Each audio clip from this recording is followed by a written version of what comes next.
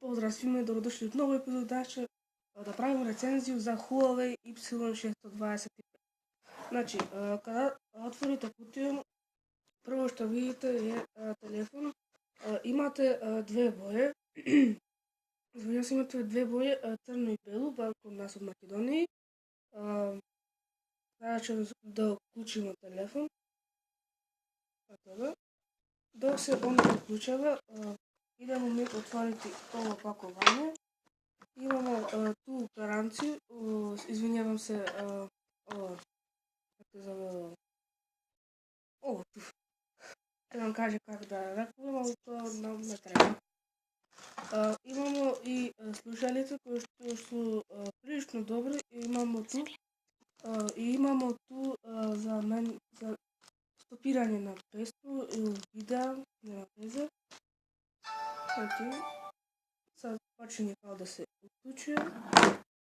Eto ga uključuje, sad prvo da vidimo ostale stvari. Ovdje imamo jedan USB kabel i naravno tu imamo i punjač. Znači ja sam već probao ovaj telefon kako radi i pored mene je ekstra.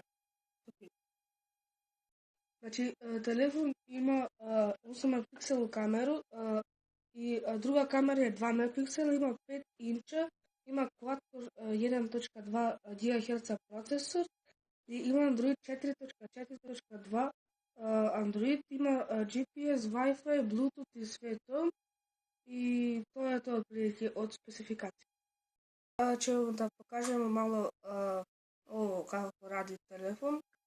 Znači mobitel je ekstra, evo malo Facebook ćemo da pokažem, ovo ćemo da zamutemo, ali nema veze.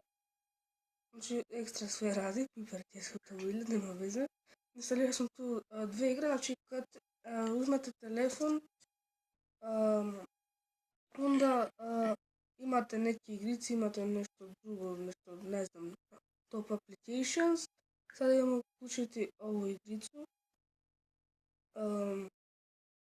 Idemo da vidimo, ok,